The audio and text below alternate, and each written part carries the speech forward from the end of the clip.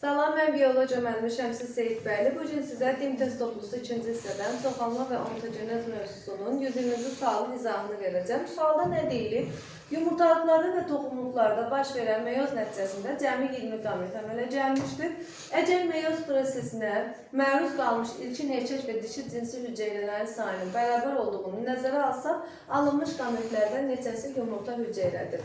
Birincisi deyir ki, toxumluqlarda və yumurtalıqlarda cəmi 20 qamet əmələ gəlməlidir. 20 qamet.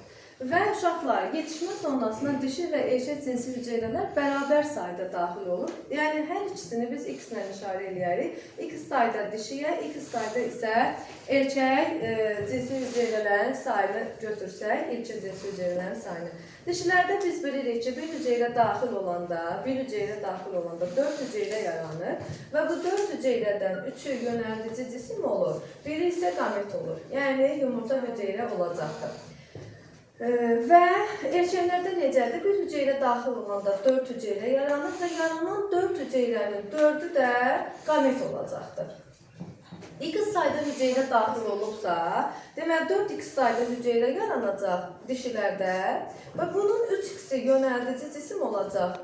Bir dənə x-imiz isə olacaqdır qamet. Bu dişilərdə, erkəklərdə necədir? X sayda hüceyrə daxil olsa 4x yaranacaqdır və yaranan bu 4x-in hamısı qamet olacaqdır.